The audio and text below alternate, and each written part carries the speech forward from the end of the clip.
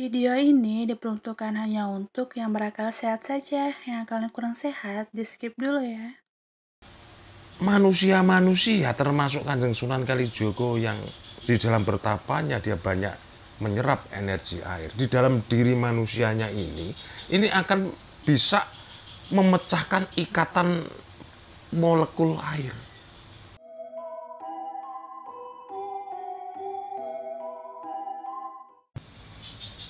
Ini cuma saya kan pernah membaca kisah perjalanan Sunan Kalijaga. Di dalam perjalanannya itu dia pernah melakukan ritual puasa kum-kum di air. Yang jadi pertanyaan dari saya, ini kan seorang wali, mengapa melakukan hal tersebut? Apa sih manfaat dan faedahnya sehingga Sunan Kalijaga itu melakukan puasa tersebut?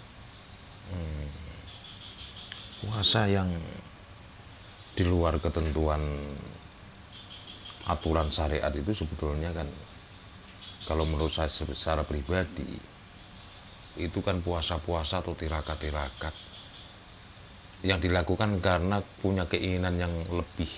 Artinya ingin lebih mengetahui tentang apa saja yang dianjurkan atau apa saja yang diajarkan oleh tata aturan agama. Pada awalnya itu hanya sebatas itu keinginannya. Tapi tidak ada salahnya ketika kita ingin mengetahui misteri di balik bertapanya Kanjeng Sunan Kalijaga yang kungkum di pinggir sungai itu. Jadi kita agar tahu kenapa seperti itu. Iya, maksud dan tujuannya nanti kan akan ketemu nanti. Nah, seperti pertapa-pertapa yang lain ketika itu, bahwa yang namanya bertapa misalkan nggak makan atau nggak minum sampai 41 hari permisalan. Nah, untuk ukuran manusia tidak makan 40 hari 40 malam ini nggak makan dan minum, itu kan kalau di dunia medis itu kan sudah mati, fatal, sudah fatal. Nah, pada dasarnya sebetulnya begini, orang bertapa yang tidak makan dan tidak minum itu sebetulnya tetap makan. Tetap makan, sebetulnya tetap makan. Tapi makannya tidak secara fisik. Jadi artinya misalnya kayak minuman ini, ya ini monggo sambil diminum. Nah, ini kan secara fisik meminum. Ya kan? Ya, secara aktualnya minum itu. Dan makan pun juga seperti itu. Lah, orang bertapa yang secara fisik itu tidak makan dan tidak minum, itu sebetulnya bukan berarti tidak makan dan tidak minum betulan. Nah, terus makan minumnya itu dengan tata cara apa? Secara fisik itu, secara dohirianya itu tidak makan dan tidak minum. Nah, bagi beliau-beliau leluhur-leluhur zaman dulu yang sudah mampu melakukannya itu sebetulnya sebelum bisa bertapa, ini harus bisa dulu makan yang tata caranya beda dengan tata cara umum. Tata cara umum kan makan minumnya kan secara fisik. Tapi kalau ingin bisa bertapa, ini sudah ada tata cara yang lain. Harus bisa makan dan minum secara non fisik. Artinya kayak apa? Artinya harus bisa menyerap energi makanan-makanan ini yang bisa disatukan ke dalam tubuh manusia. Makanya orang bertapa itu kok tidak makan tidak minum, tidak, tetap makan dan minum, ya cuma tata caranya yang berbeda. Jadi yang dimakan dan yang diminum itu makanan dan minuman yang kayak apa?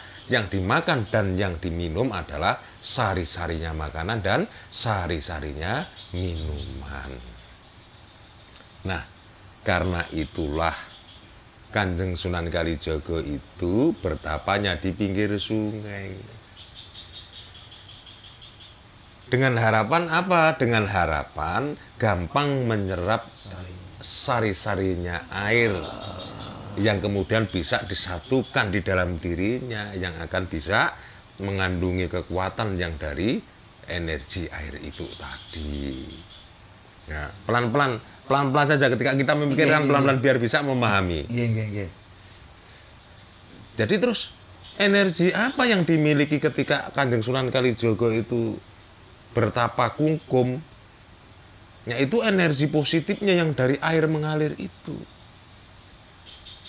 Makanya pada akhirnya dari energi air yang masuk ke dalam diri manusia, masuk ke dalam dirinya Kanjeng Sunan Kalijaga ini, energinya ini pada akhirnya di dalam tubuhnya Kanjeng Sunan Kalijaga ini bisa memproses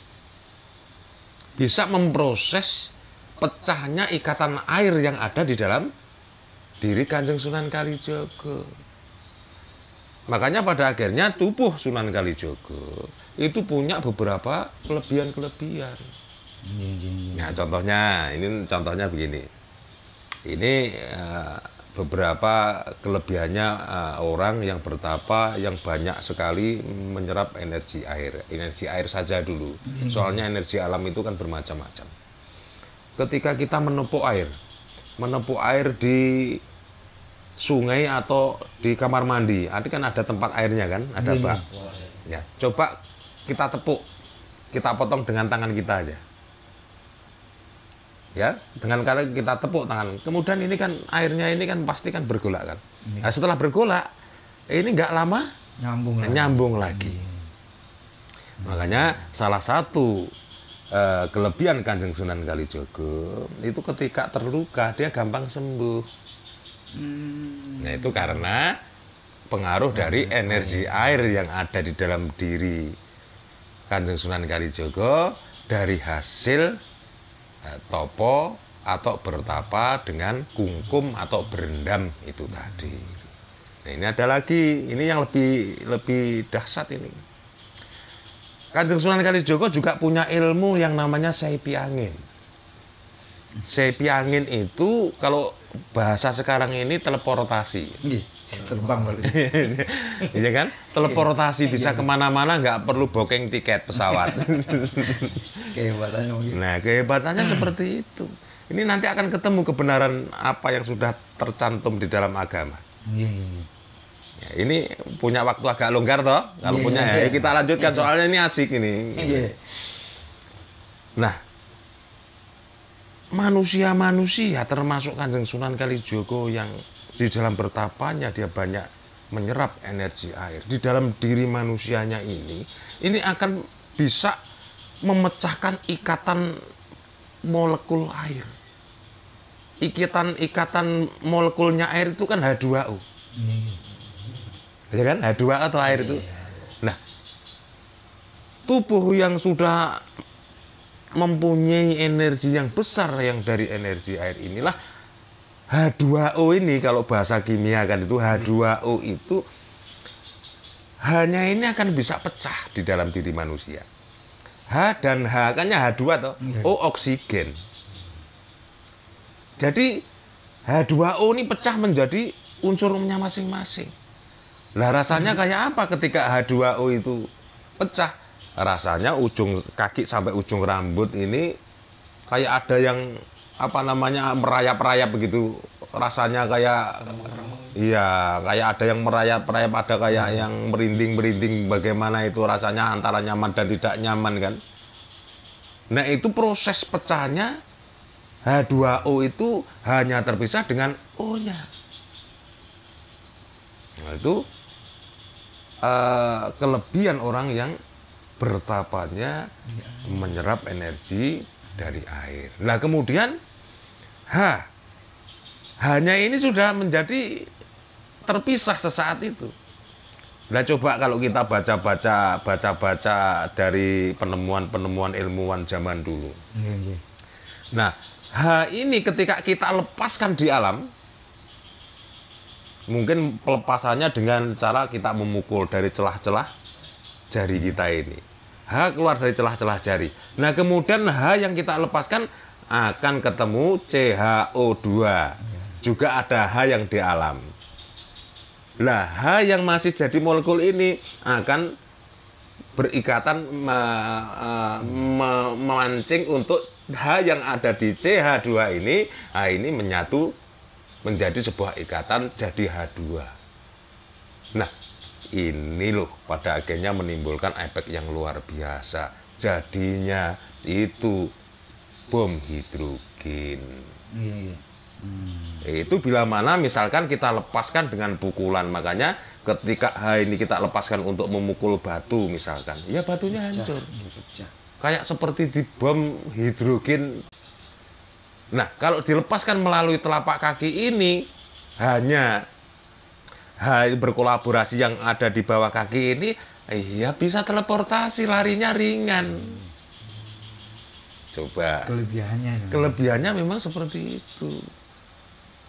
Topo kungkum yang mengambil energi dari energinya air. Nah, herannya ini penemuan-penemuan seperti itu banyak sekali ilmuwan-ilmuwan yang non-muslim malahan. Karena apa? Karena di dalam tuntunan yang diberikan oleh pemuka-pemuka agama ini, apa yang tidak ada tuntunannya atau tidak ada tulisannya di dalam tuntunannya itu tidak boleh dilakukan. Padahal positifnya sangat bagus. Padahal sangat luar biasa dan sangat masuk akal. Bahkan saya tadi penasaran nih Kumo, yang sampai bilang tadi masalah Sunan Kalijaga sebenarnya makan sari-sari yang ada di air maupun di udara. Berarti ini mungkin tata cara, salah satu contoh saya melihat kan tukang juru masak itu. Tukang juru masak misalnya kalau banyak dimasak, pada saat mau dimasak saya iya mau makan. Iya.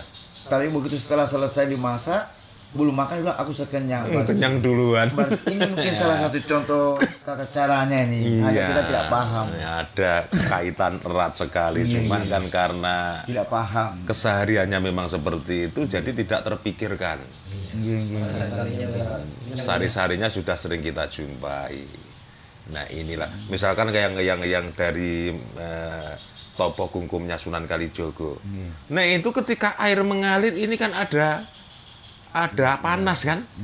Bukankah air itu kalau udah panas menguap? Nah, ketika menguap inilah terhirup. Nah, ini sudah menjadikan pengganti minumannya.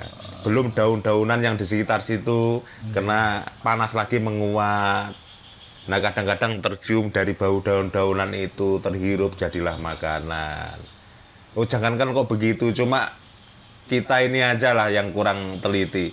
Wong kita nggak makan sate bisa bau sate kok. Ya kan? Sari-sarinya sate ini sudah masuk ke dalam hidung dan di dalam diri kita. Nah, pengertiannya itu sebetulnya kan sederhana. Karena tidak ada memberitahukan, kita yang tidak tahu jadinya. Iya. Nah, mau melakukan nggak ngerti. Diancam dengan yang namanya tidak ada tuntunan. Nah, pada akhirnya kan nggak ngerti. Akhirnya salah kaprah semua. Iya, bakunya begini. Kalau ingin yang lumrah-lumrah, itu tata caranya ya lumrah. Nurut sama yang sudah ditulis, itu untuk yang lumrah-lumrah. Nah, kalau pinginnya atau maunya yang tidak lumrah, tata caranya jelas ya juga tidak lumrah. Makanya ada topo kungkum. Ada lagi yang namanya topo pendem.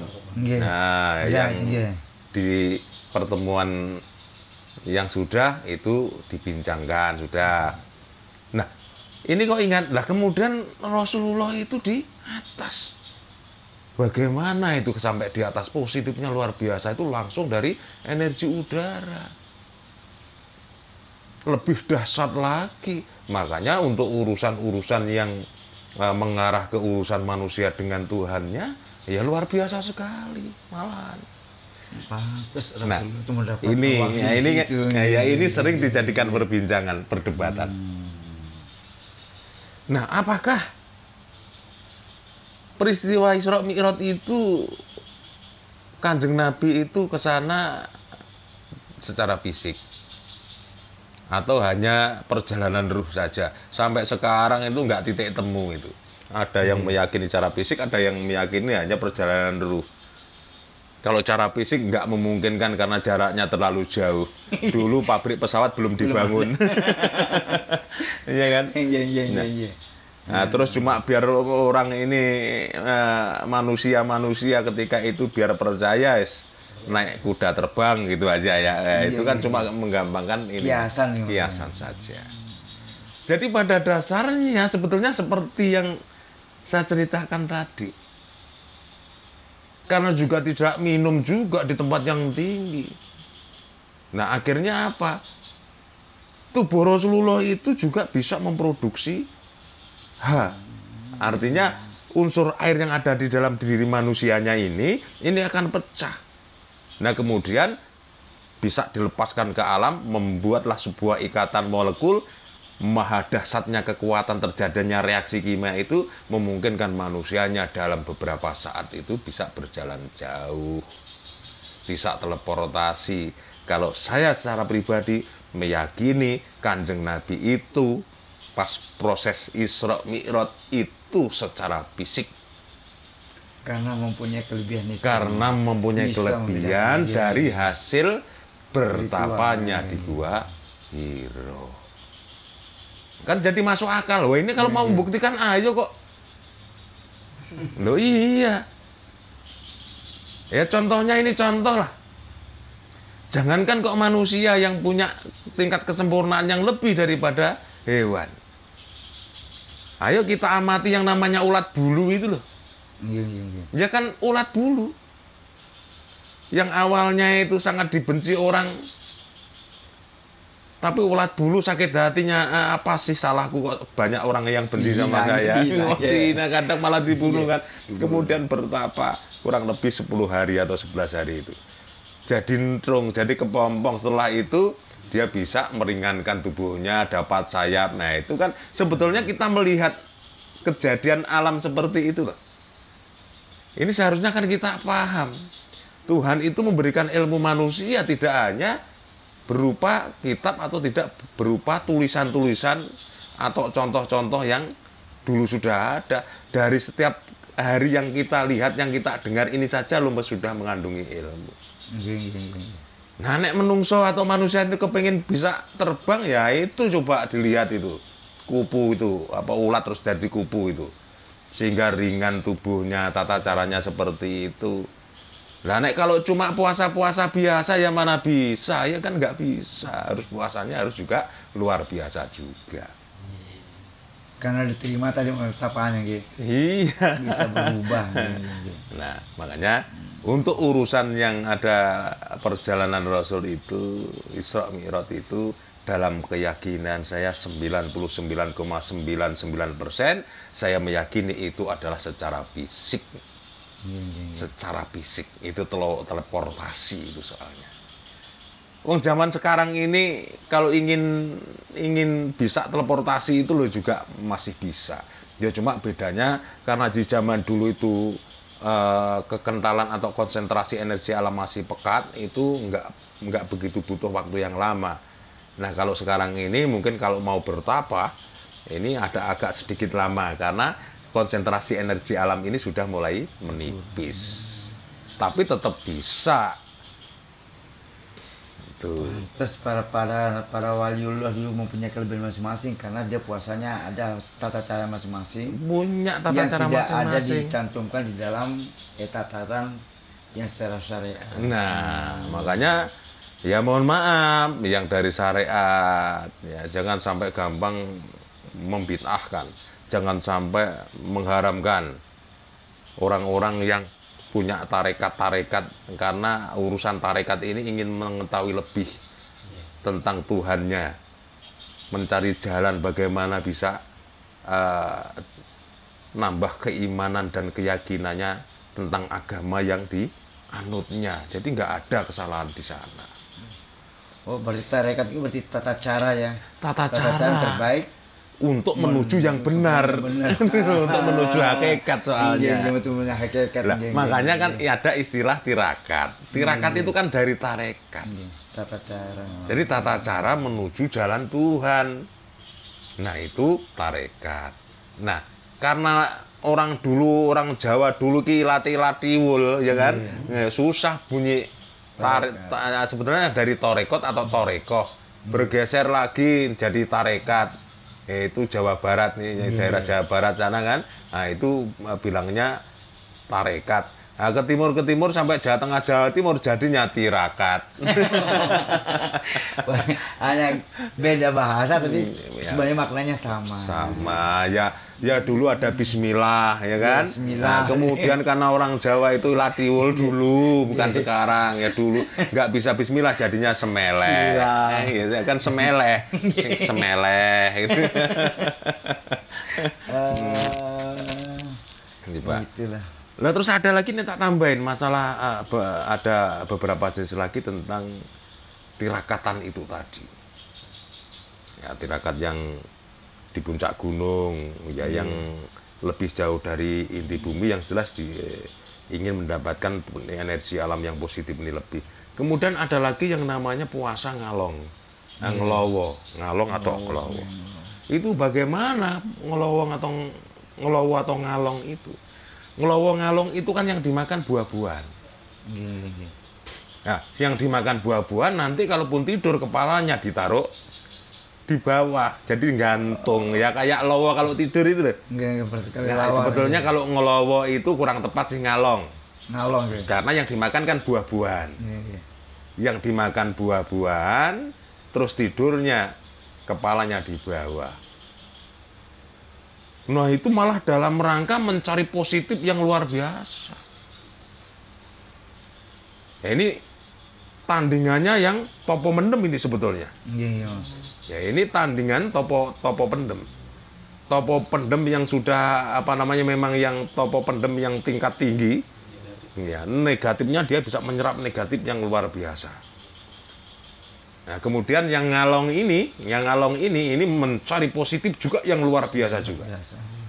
Pada akhirnya dua-duanya ini sama-sama hebatnya. Satu hebat di urusan negatif, yang satu hebat di urusan positif.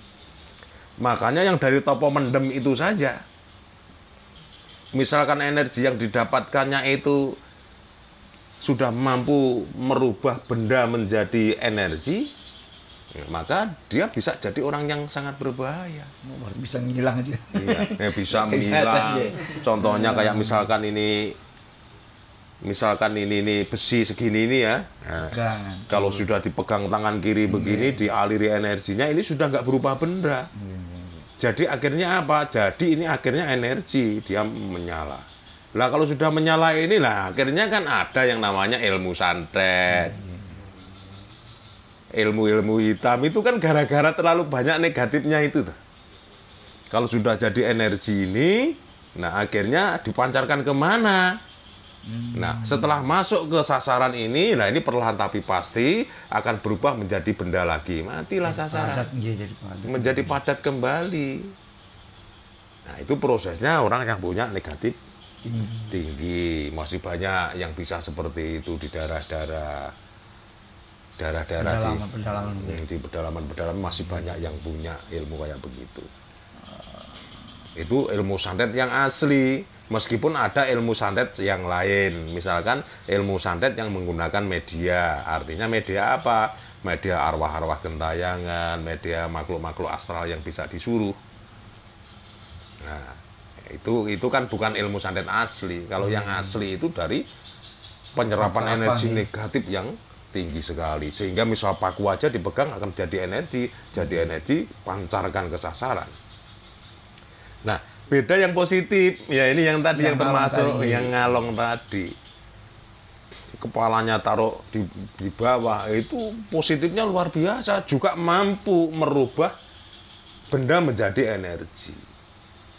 Mampu itu. Tapi tentunya yang ada urusan dengan energi-energi positif.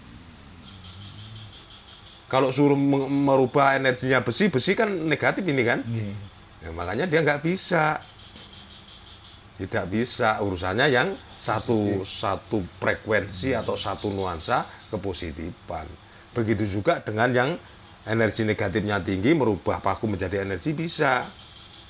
Nah, makanya juga kalau senang melek-melek malam, itu kadang-kadang ada benda bertuah, ya kan? Ya, Dia bergeraknya gitu. celorot, Iya. bersinar. Ya, dia barangnya ini sedang jadi energi itu. Itu loh sebetulnya prosesnya. Nah, kalau yang positif-positif itu juga bisa merubah benda itu menjadi energi juga, tapi energinya juga Yang positif. positif juga. Makanya ada zaman dulu itu ada seorang perempuan yang masih gadis bisa hamil. Nggih. Nah, kan ada cerita kan, Ada cerita nggih. ada cerita yang tertulis di dalam kitab suci. Itu artinya apa? Ya ini anak lahir, ini kan harus ada bapaknya. Tapi karena bapaknya orang hebat, bapaknya ini positifnya kelas tinggi dia sudah. Jadi dengan tata cara menjadikan spermanya sendiri ini menjadi energi, dipancarlah ke kandungan seorang perempuan yang masih perawan itu, kemudian lahirlah Iya. jadi anak. Bahkan ada yang dihilangkan dari kandungan gitu kan. Nah, kadangkala yang Memindahkan, ya. memindahkan bayi. Coba, ini ada loh di masyarakat kita ini. Ada, bahkan ini saya baru dengar tahun-tahun yang lalu tuh ada orang mengandung hilang anaknya. Kadang-kadang nggak merasa mengandung, tahu-tahu 2 Ada jam hamil, terus ada. melahirkan. Sebetulnya masih ada di masyarakat kita ini yang masih punya kemampuan seperti itu. Ini sebetulnya pembahasan ini agak ekstrim lah, tapi nggak apa-apa untuk tambah wawasan saja lah. Nah, niatnya untuk nambahin cara berpikir kita biar lebih peka, lebih teliti lagi ketika kita menerima informasi-informasi yang kira-kira nggak masuk akal. Iya. Ya, dan apa yang saya sampaikan ini tidak terlepas dari akal sehat. Kalau masih kurang percaya, tanya ahli kimia, tanya ahli fisika loh, kan? Tanya itu apa orang-orang ahli-ahli atau profesor-profesor peneliti-peneliti itu. Nah, ini bisa dibuktikan dengan sains. Kalau zaman sekarang kan bisa dibuktikan dengan sains. Nah, oleh karena ini juga saya secara pribadi iman saya ini nggak bisa ditawar-tawar dengan yang lain.